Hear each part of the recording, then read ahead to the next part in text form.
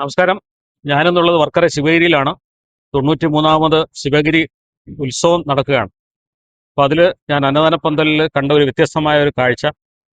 എല്ലാ വർഷവും നമ്മൾ കാണുന്നത് ഇവിടെ ആയിരക്കണക്കിന് ഭക്തജനങ്ങൾക്ക് അന്നദാനം നൽകുന്നത് സ്റ്റീൽ പാത്രത്തിലാണ്.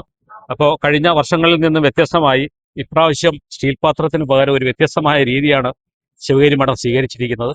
നീരും നിരന്ന നിലാവും കനൽ കാറ്റുമിഴ ചേർന്ന സാക്ഷാൽ ചിദംബരം കണ്ടവൻ.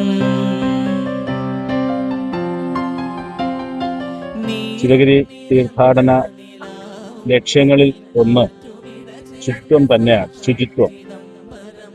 നമ്മളിവിടെ ലക്ഷക്കണക്കിന് ജനങ്ങൾ, ഭക്തജനങ്ങൾ അന്നദാന പ്രസാദം കഴിക്കുന്നത് സ്റ്റീൽ പാത്രത്തിൽ വീണ്ടും വീണ്ടും കഴുകി കൊടുക്കുന്നത് ഭക്തർക്ക് അതിൽ നിന്നൊരു വ്യത്യസ്തമായി പരിസ്ഥിതിയുമായി ഇണങ്ങി ഈ സീറോ വേസ്റ്റ് എന്നുള്ള ലക്ഷ്യത്തോടു കൂടി തന്നെയാണ് ഈ വർഷം വ്യത്യസ്തമായി ഈ പാള പ്ലേറ്റ് ഉപയോഗിച്ചിരിക്കുന്നത്.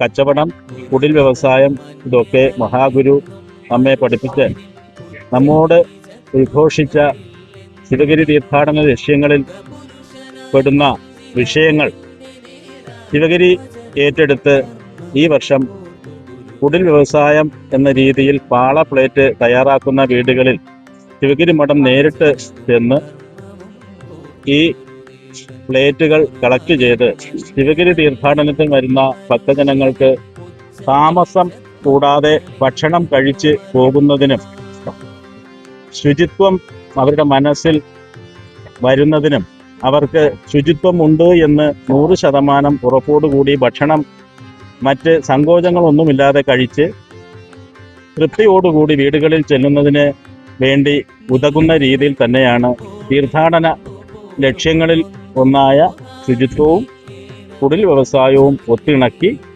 ശിവഗിരി മഠം ഈ തീരുമാനം എടുക്കുകയും അത് ഈ വർഷം നടപ്പിലാക്കുകയും ചെയ്തു. ഇത് എവിടെ നിന്നാണ് വരുന്നത്? പ്രധാനമായിട്ട് ഇതിപ്പോൾ കർണാടകയിൽ നിന്നാണ് കൊണ്ടുവന്നത്. കവുങ്ങ് കൂടുതലുള്ള ഏരിയയിൽ നിന്നാണ് വരുന്നത്.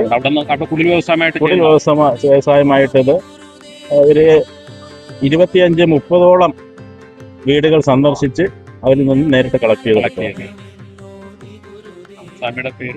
അംബികാനന്ദ്. നമസ്കാരം. രാവിലെ ഉപ്പുമാവ്, ചിലപ്പോൾ കറി ഉണ്ടാവും, അല്ലെങ്കിൽ പഴം.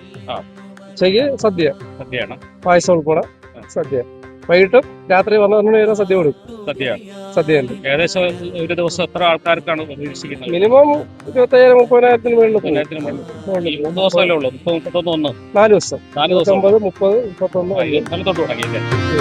കാട്ടുതിയാളിപ്പടന്നുകത്തുന്നവൻ ആത്മവനത്തിൽ വന്ന